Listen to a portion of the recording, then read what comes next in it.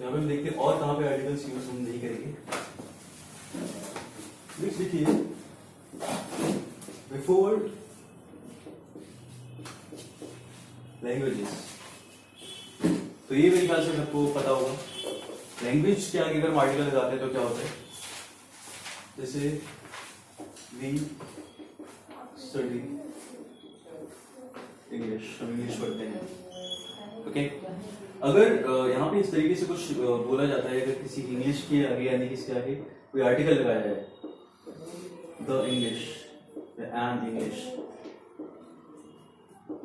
ठीक है। तो जनरली लोग एन इंग्लिश की तो गलती नहीं करते, लैंग्वेज के आगे लगाते समय कई बार आर्टिकल द लगा देते हैं, ठीक है। देखो क्या होता है, अगर हम किसी भी लैंग्वेज के साथ आर्टिकल लगाते हैं तो हमारा मतलब क्या होता है, उस तरीके के लोग, उस तरीके के लोग एक्चुअली जहां की वो भाषा है वहां के लोग। जैसे इंग्लिश का मतलब क्या होगा, इंग्लिश मैन, इंग्लिश पर्सन, ठीक है। तो जैसे आप बोलोगे I met an English in the flight, जब आप इस तरीके से बोलते हो I met an English in the flight, इसका मतलब क्या है कि समवन फ्रॉम इंग्लैंड, ठीक है। तो वैसे ही I met someone, I met a Russian in the flight, ठीक है। तो फिर अ रशियन, तो रशियन लैंग्वेज भी होती है ना, हम उससे लैंग्वेज रशियन बोलेंगे। तो वैसे इंग्लिश हो गया, कोई भी इस तरीके की लैंग्वेज है, उसके साथ जब आप आर्टिकल लगाते हो तो उसका मतलब है the person who speaks that language, या जिसकी नेटिव लैंग्वेज वो है। तो इसलिए we do not use article with the language, ठीक है।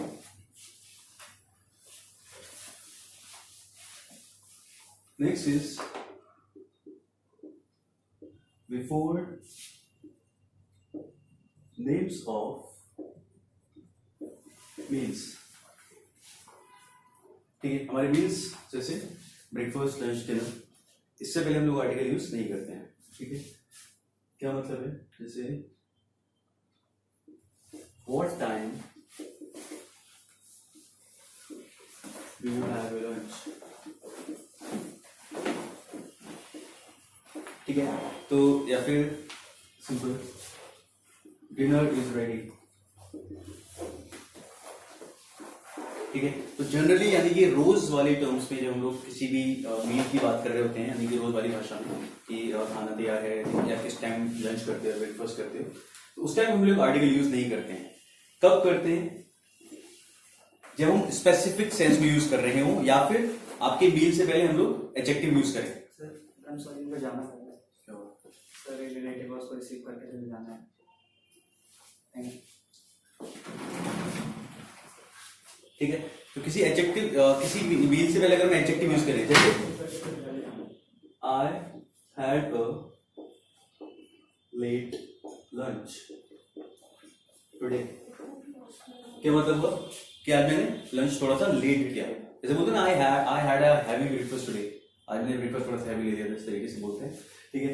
तो जब इस तरीके से आप बोलते हैं, यानी कि उस मील के पहले एडजेक्टिव लगा रहे तब लगा सकते हो आप आर्टिकल, या फिर जब हम किसी पर्टिकुलर डिनर की या किसी पर्टिकुलर मील की बात करें, जैसे the dinner we had at the tourist hotel was delicious. वो जो हमने डिनर उस दिन वहां पे किया था वो काफी डिलीशियस था। तो जब आप इस तरीके से बोलोगे तब उसके साथ आर्टिकल लगेगा, ठीक है।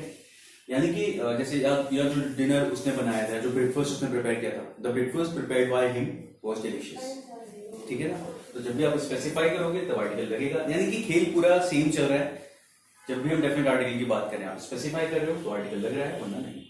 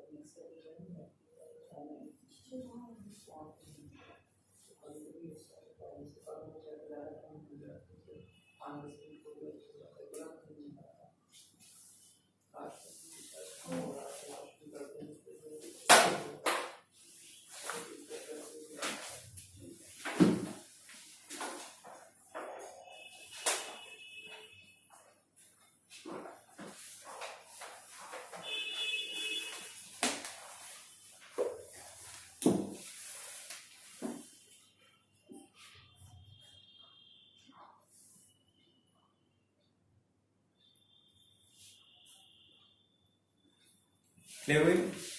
चलिए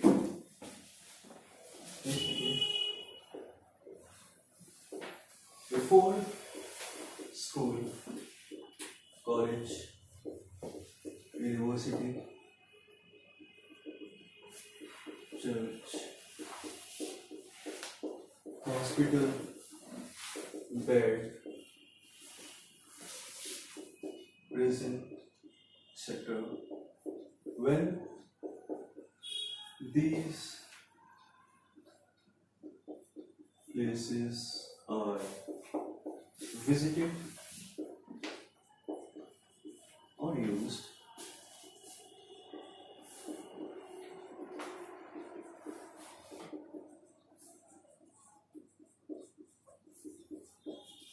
for their primary purpose. Before school, college, university, church, hospital, bed, prison, etc. When these places are visited or used for their primary purpose. क्या मतलब है? देखो, जब हम लोग इन जो नाम हम जो ये चीजें हमने लिखी हैं, जो जगह हमने लिखी हैं, ठीक है? स्कूल, कॉलेज, यूनिवर्सिटी, इन सब का यूज अगर हम उस काम के लिए करते हैं जिस काम के लिए बने हैं, जैसे स्कूल किस चीज के लिए है ना? स्कूल का पहला काम होता है, जैसे वो गाना था ना, स्कूल चले हो, तो टीचर्स नहीं गा रहे होते थे, स्टूडेंट्स गा रहे होते थे, राइट? जैसे जब बोला जाता है, अगर किसी के लिए बोला है, he goes to school every day, goes to school every day, ठीक है? तो ये क्लियर है कि पढ़ने के लिए स्टूडेंट की बात चल रही है, ठीक है? जैसे we go to church on Sundays, ठीक है? तो यानी कि अब चर्च किस लिए होता है? प्रे करने के लिए, ठीक है? जब बोले हम हर संडे चर्च जाते हैं, इसका मतलब वो प्रे करने के लिए आते हैं ना, संडे जो वहाँ पे सर्विस होती है, तो जो भी प्रेयर होती है उसके लिए जाते हैं, ठीक है? तो we go to church on Sunday. ऐसे केसेस में we go to the church नहीं होगा, he goes to the school नहीं होगा। When you are talking about the students here and जब आप प्रे करने जा रहे हो उस टाइम पे, यानी कि जिस चीज के लिए बनी उसके लिए, जैसे ही stage in bed till 9 in the morning, ठीक है? तो he stays in the bed नहीं होगा, he stays in bed, मतलब वो अब जब इस तरीके से बोला जा रहा है he stays in bed, तो इसका मतलब क्या है? बेड का प्राइमरी पर्पस है सोना, तो वो क्या करता है? 9 बजे तक सोता है। जरूरी नहीं है वो बेड पे सो रहा हो, वो जमीन पे भी सो रहा होगा, तब हम बोलेंगे गेटिंग पॉइंट, क्योंकि यहाँ पे हमारे मतलब, जैसे अगर आपसे पूछा जाए at what time you go to bed, तो हमारा मतलब क्या होता है कि सोने किस टाइम जाते हो? इट्स नॉट लाइक कि बेड पे सो रहे हो, सोफे पे सो रहे हो, कोई फर्क नहीं पड़ता। When we say at what time you go to bed, इसका मतलब है कि सोने के लिए पूछा जा रहा है। तो ये चीज है कि जब भी आप उन चीजों को उसी काम के यूज करो जिस काम के लिए वो बनी है, तो जैसे चर्च हो गया, स्कूल हो गया, तो उसके साथ आर्टिकल नहीं लगेगा। कब लगेगा? जब हम इस तरीके से बोलते हैं, ये लिख लीजिए, फिर बताता हूँ।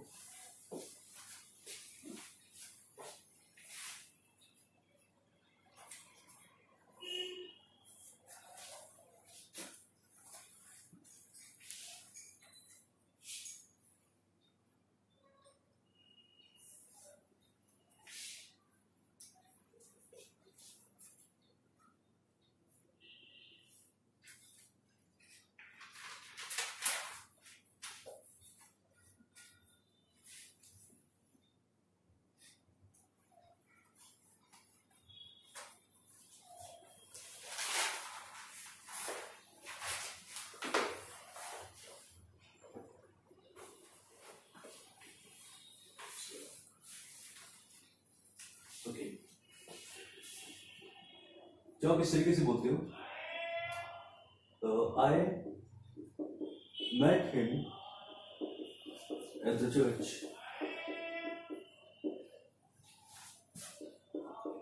The school is very near to my house,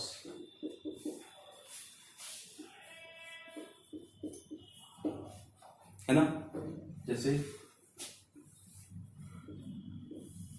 we sat on the bed and watched television. तो जब आप इस तरीके से यूज कर रहे हो नहीं, तो उसे पर्पस के लिए, जैसे आप बोलोगे ना, I am going to the hospital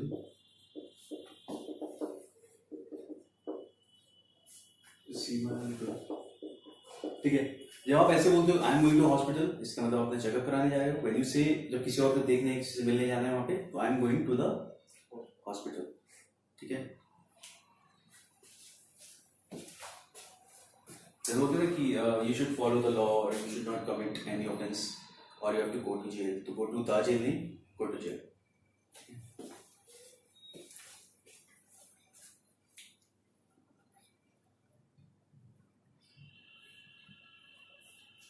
तो वैसे जो हमारा जो केस है ना, जब हम इस तरीके से बोलते हैं there is a school near my house, there is a hospital, तो उसमें आर्टिकल लगेगा।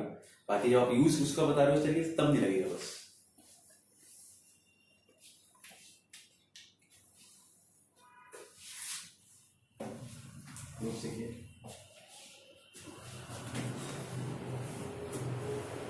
Before the nouns, after the words like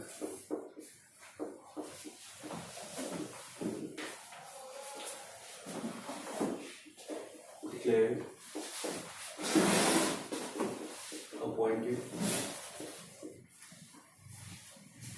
made,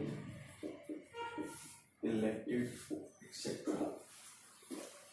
बहुत ही इंपॉर्टेंट पॉइंट है बिकॉज इसमें ऐसी जगह पे गलती करना बहुत ही ज्यादा कॉमन है।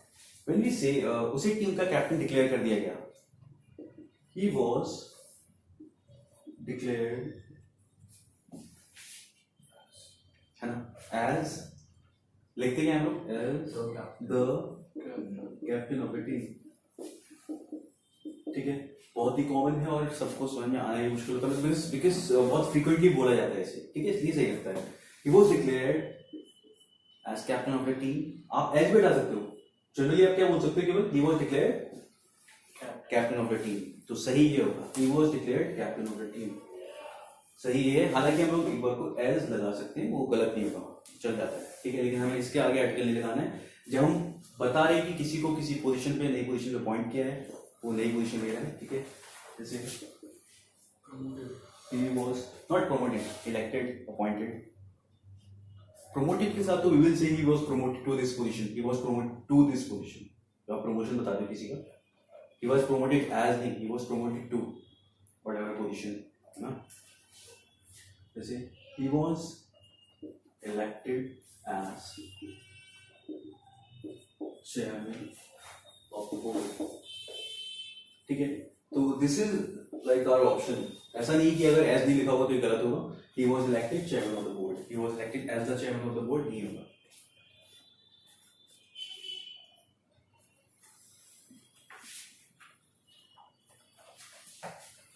he was appointed principal of the school। okay, he was appointed principal of the school। तो जब आप इस तरीके से यूज करेंगे तो उसके साथ में आर्टिकल नहीं लगाया जाए। इसीलिए लिखा बिफोर द नाउन, यानी उन नाउन से पहले जो इन वर्ड्स के बाद आ रहे हैं।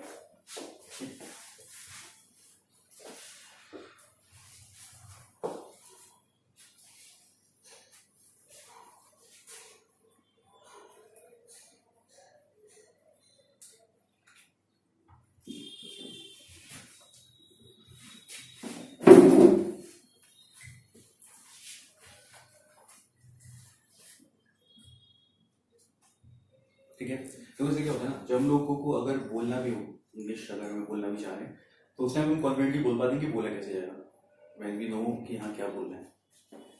चलिए लिख सकते हैं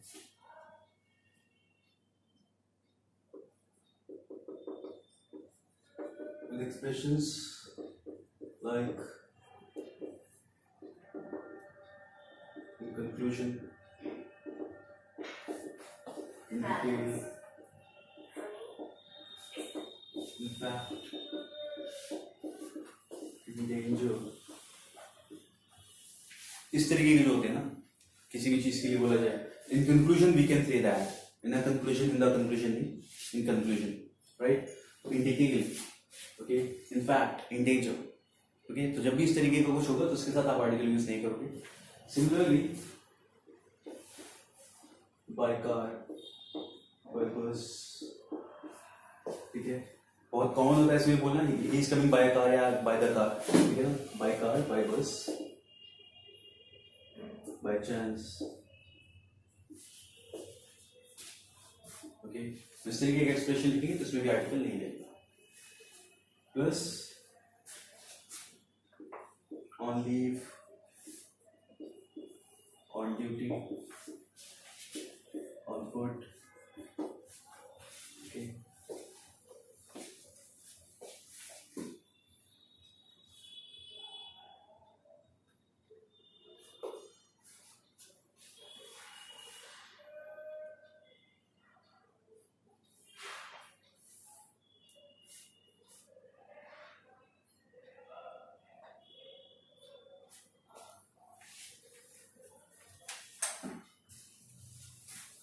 और एक कह सकते हैं इसे in trouble, in confusion, in demand, इस टाइप के एक्सप्रेशंस होगी वहाँ पे मिलेगा। बाकी यहाँ पे सारे means of transport, by car, by bus, by chance, in fact by mistake भी बोल सकते हैं हम लोग। ओके, व्हाट एल्स कैसे कुछ भी अगर हम सेंड कर रहे हैं बाय पोस्ट तो by the post, by posting, okay, by post.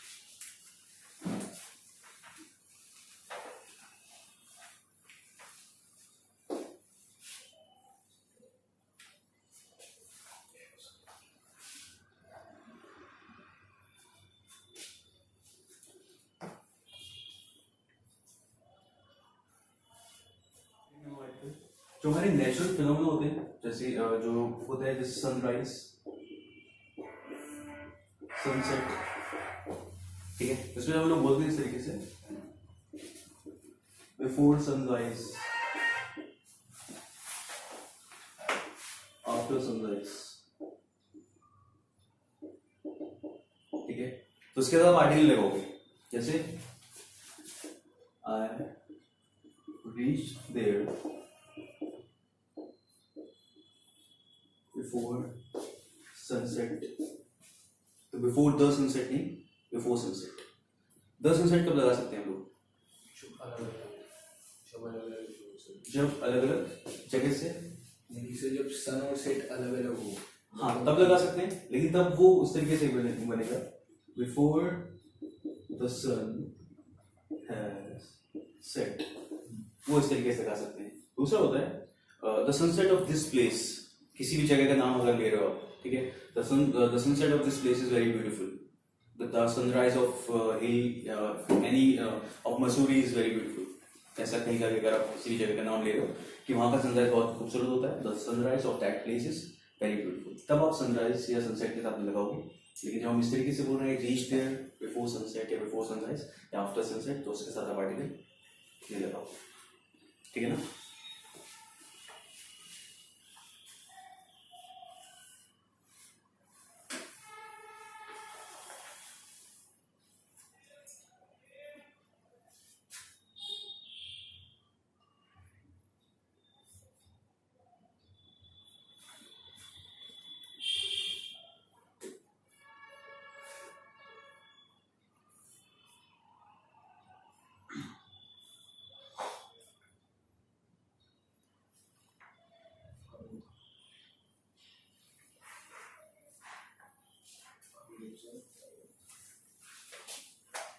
ठीक है।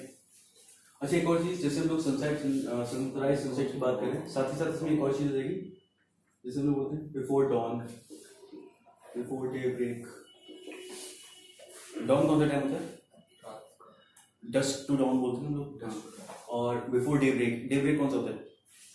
मिड नून होता है शायद। नहीं नहीं नहीं नहीं, डे ब्रेक होता है जब बिल्कुल सुबह का टाइम होता है ना, सूरज की पहली किरण के साथ। हाँ, पॉपटना, हिंदी का मुहावरा पॉप, हम वहाँ के लिए पॉपट देने के लिए, तो ये क्या होता है, we left for that place at daybreak, बिल्कुल सुबह होती है, जो हल्की हल्की रोशनी जो होती है जब दिन निकल रहा होता है, डस्क को ही डे ब्रेक से ऑलमोस्ट।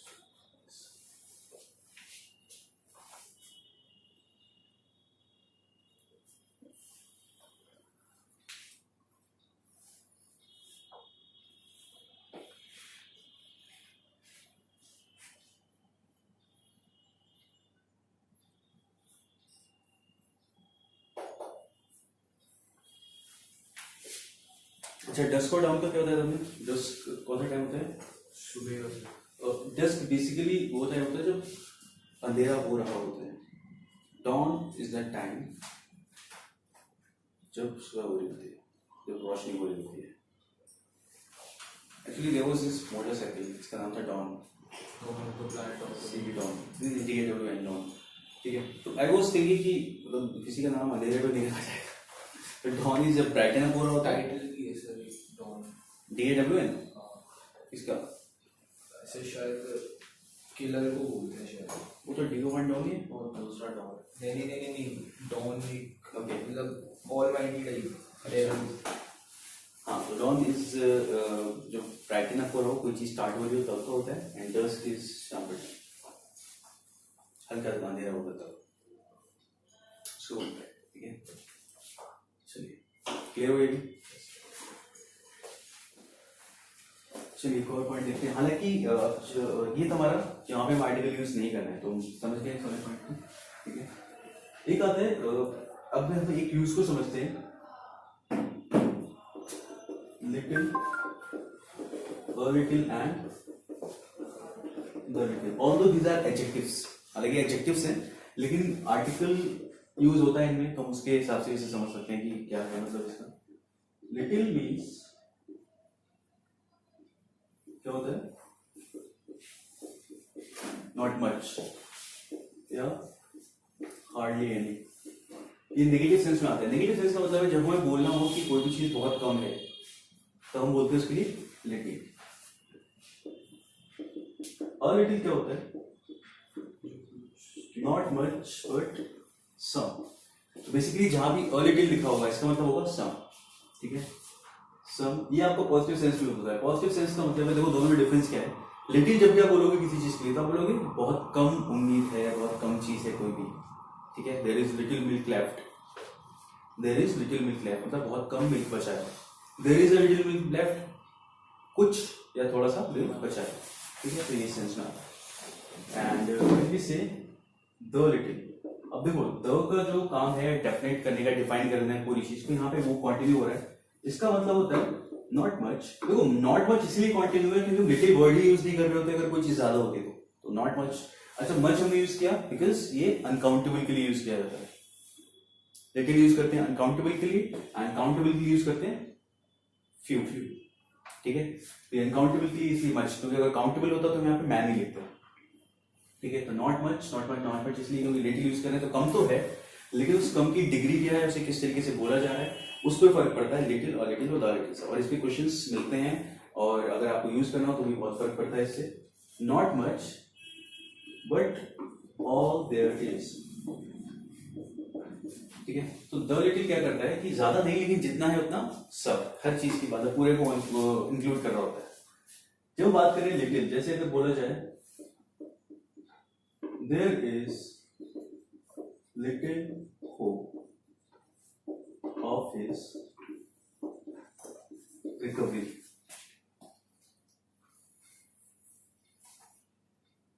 या कोई और सेंटेंस लिखना चाहो तो there is little hope of winning the match, कुछ भी इस तरीके से बोला जाए. और यहां पे हम बोले सेम सेंटेंस में लिख सकते हैं there is a little hope of his recovery. Okay, तो जो आप ऐसे बोल रहे हो there is little hope of his recovery, इसका मतलब उसकी रिकवरी की उम्मीद बहुत कम है. There is a little hope of his recovery यानी कि उसकी रिकवरी की कुछ उम्मीद है.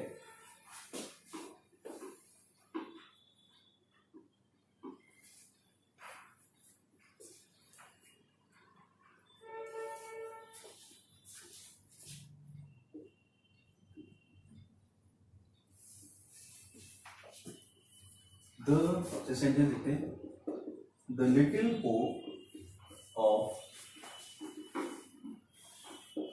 winning the match was lost when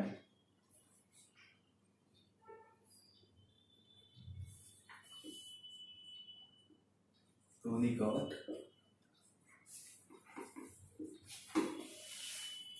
ये बता ना पढ़ लो. The little hope of winning the match was lost when Dhoni got run out. मतलब ये कि देखो इसका मतलब है बहुत कम उम्मीद, इसका मतलब कुछ, लेकिन इसका मतलब जितनी अपनी सारी, तो मतलब जितनी भी उम्मीद थी वो सब खत्म हो गई जब धोनी रन आउट हो गया।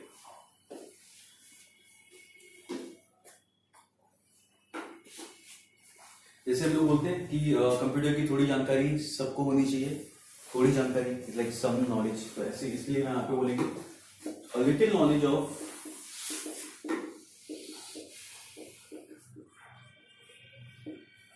computer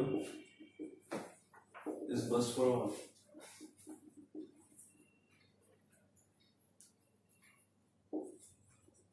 कि आज के टाइम में थोड़ी जानकारी तो कंप्यूटर की सबको होनी चाहिए। A little knowledge of computer is must for all. ठीक है, नेक्स्ट जैसे द लिटिल में अगर बोला जाए, the little knowledge of computer he had helped him a lot.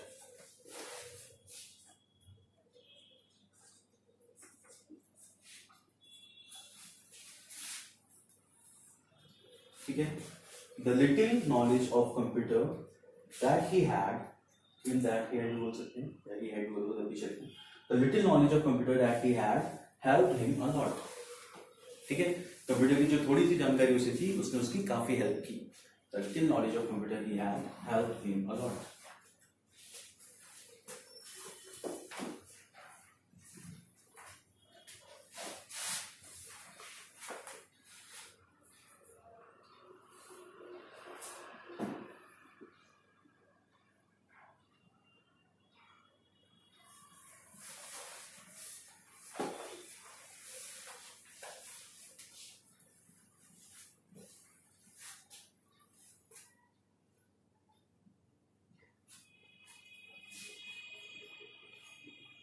इसी तरीके से सेम होता है फ्यू ऑफ यू और द फ्यू का।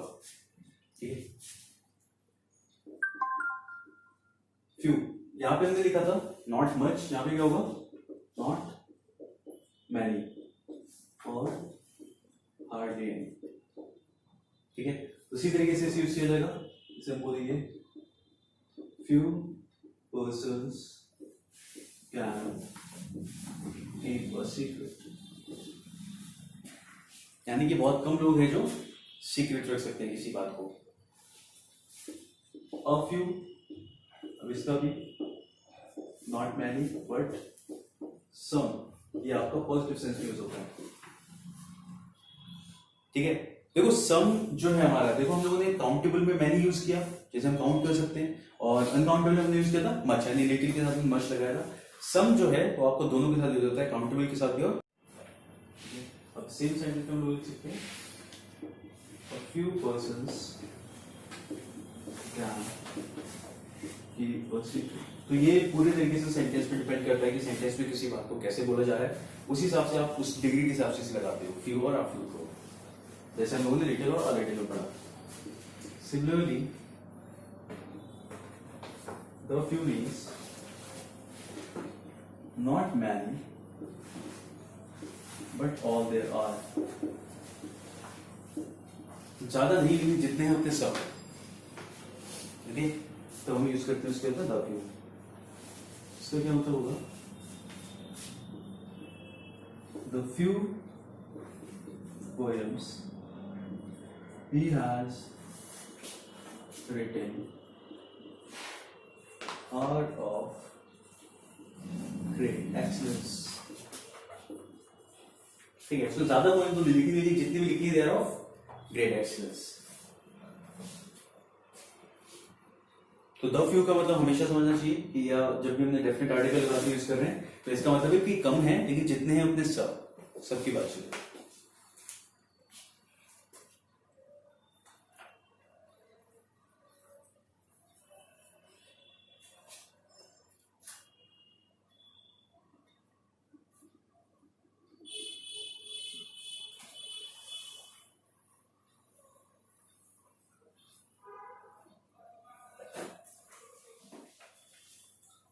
नेक्स्ट व्हाट तीसरा पार्ट है, इसे बोलते हैं repetition of articles,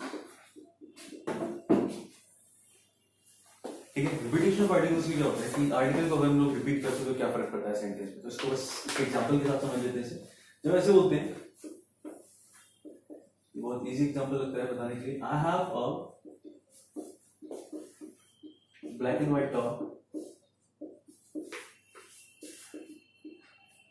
I have a black and a white dog. Difference clear होगा वो दोनों सेंटेंसेस में। जब बोल रहे हैं I have a black and white dog, that means you have one dog which is black and white. Okay. Now when I say I have a black and a white dog, that means you have two dogs, one black and one white. ठीक है, clear है। Next है अगर हम the को repeat करते हैं, अब ये देखो इसमें कई बार अगर हम इस रूल पे ध्यान न दें तो गलती होती है। जैसे अगर ऐसे बोला जाए, the poet and philosopher have arrived, ऐसा सेंटेंस है आपके पास, इसमें आपको एरर बताना है।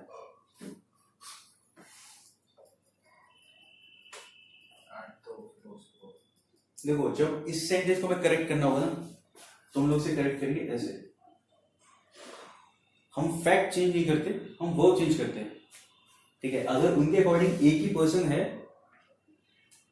जो पोएट है और फिलोसोफर भी, सेंटेंस का मतलब है देयर इज वन पर्सन जो पोएट भी है और फिलोसोफर भी, क्योंकि हमने आर्टिकल एक बार यूज किया।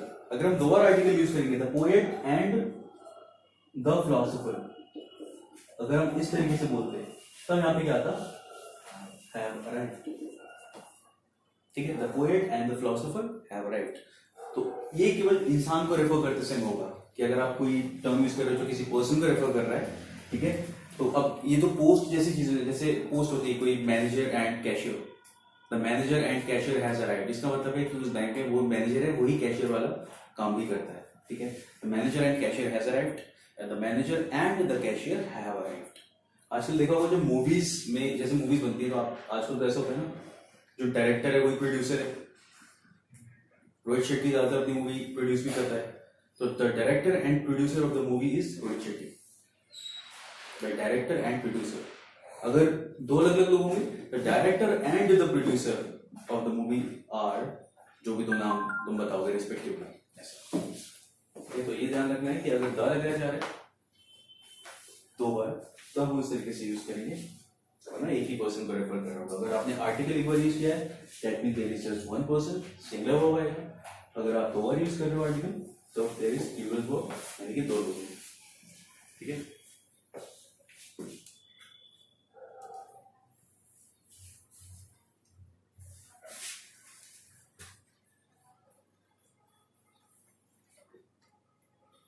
समय इजी है वैसे, और लेकिन तो उसमें ध्यान रखते हैं कि अगर किसी भी सेंटेंस में ऐसे लिखा गया है, क्योंकि जब हम पढ़ रहे होते हैं तो हमें दिख रहा होता है जैसे दो लोग आ गए, लाइक दो लोग हैं तो हमें प्लूरल लगाना है। तो उस ध्यान देना है कि अगर डेफिनेट आर्टिकल लगाया गया है, क्योंकि इस दोनों का नाम नहीं लिखा है, एक इंसान पोएट, फिलोसोफर, राइटर, आर्टिकल कुछ भी हो सकता है ना, राइटर, एक्टर, पोएट, फिलोसोफर सब हो सकता है एक पर्सन, ठीक है। चलिए, तो this brings us to the end of articles. Okay. कुछ क्वेश्चंस किए थे हम उसने? ये तो बोलिए। कम किए थे? 3-4-5 किए थे। बस क्यों गए? मैंने आपको भेजा था, यहाँ लिखा था। सर। चलो करते हैं।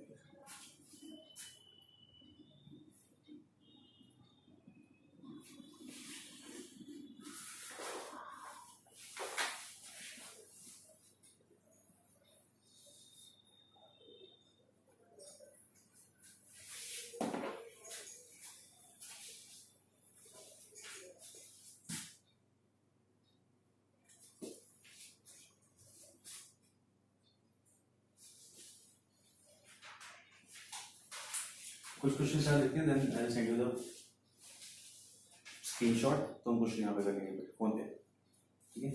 ये एक बार क्वेश्चन यहाँ पे लिख देते हैं।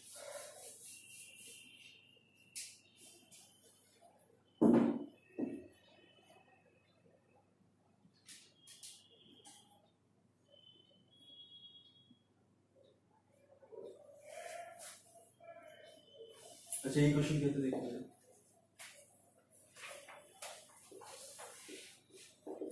he said that he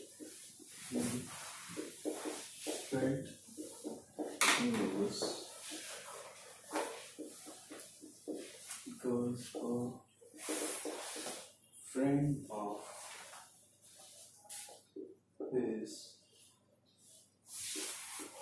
had given him a very bad news. इसमें होती है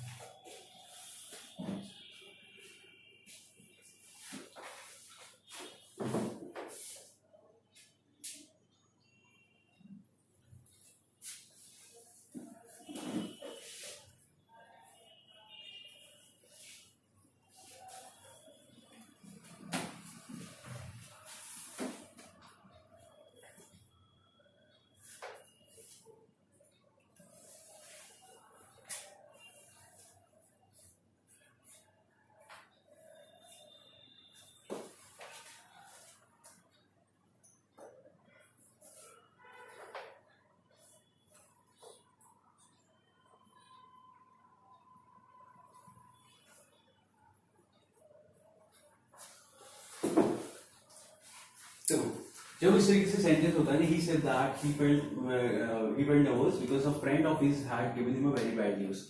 हमें याद रखना है जो word है news it is uncountable. When a word is uncountable you cannot use indefinite article with it. पता है ना आर्टिकल केवल हम सिंगुलर काउंटेबल के साथ यूज करते हैं ए आर एन ठीक है तो a very bad news नहीं होगा क्योंकि he had given him very bad news. That's it.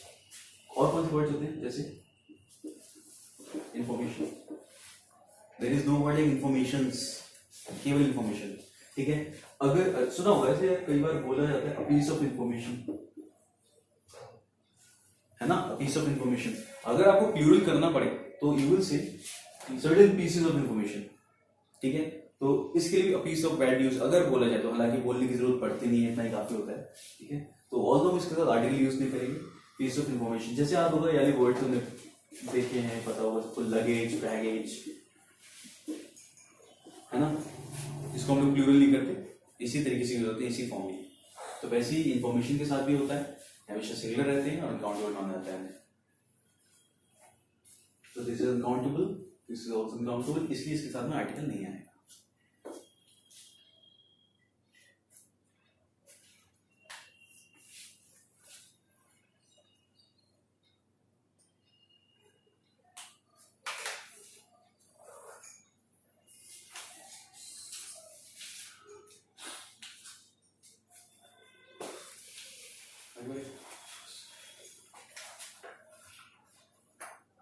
कोशिश करते हैं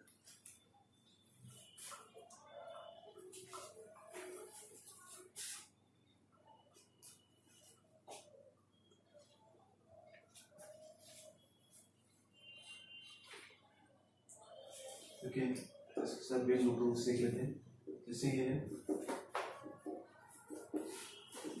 डोंट टॉक टू हिम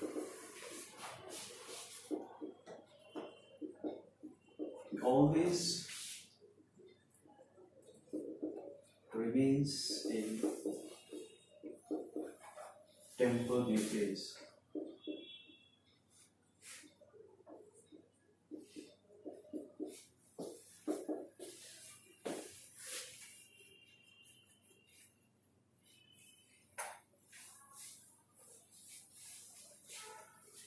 ठीक है टेम्पर पता है ना गुस्से में ठीक है हम लोग क्या बोलते हैं इस एक्सप्रेशन को हमेशा इन अ टेम्पर तो यहाँ पे क्या आएगा ये आएगा जिसके अंदर एरर होगा तो हम बोलेंगे इन अ टेम्पर जैसे बोलते हैं ना I am in a good mood in a bad mood या simple I am in a mood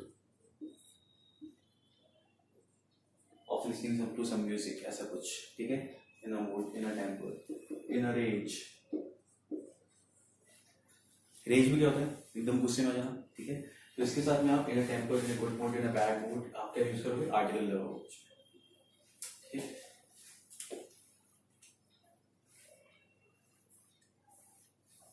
तो these are like हम क्वेश्चन के साथ में रूल समझ रहे हैं कि इस तरीके से ये भी लिखा जाएगा। उसने हमने क्वेश्चन किया था ऐसा कुछ I don't like this type of person, नहीं तो एक और रूल लिख लेते हैं, तो इस तरीके से बोलते हैं क्वेश्चन के साथ लिख लेते हैं सभी।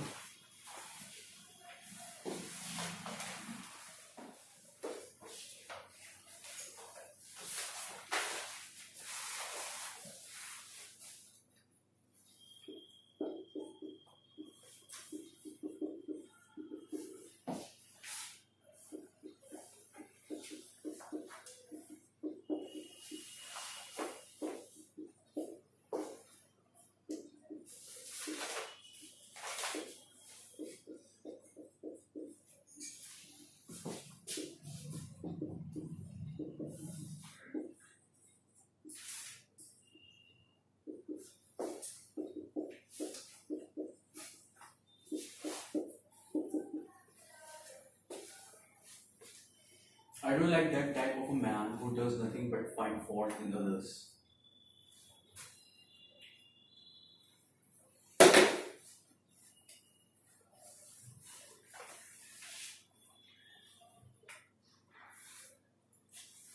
ठीक है, these are just simple common mistakes जो बोलने में चल जाती है, बोलते हैं लोग ऐसा। ठीक है, जब भी आप इस तरीके से बोलते हैं type of man, ठीक है, so I don't like this type of dress, this kind of dress, ठीक है। अच्छा, जब ये मुझे देख रहे हैं तो उसके साथ एक और चीज देख लेते हैं, बहुत ही ज्यादा बढ़िया है this type of dress, these types of,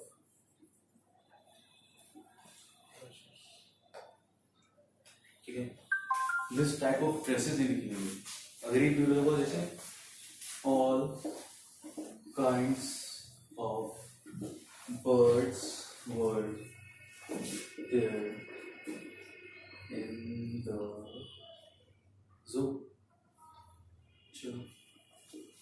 All kinds of birds were there in the zoo. All kinds of, all sorts of birds. तो अगर ये प्लूरल है, then we will make it plural. तो all के साथ plural होगा ये kind, these के साथ प्लूरल होगा, अगर ये सिंगुलर है तो सब सिंगुलर रहेगा। This types of नहीं हो सकता कभी भी, this kinds of, ठीक है।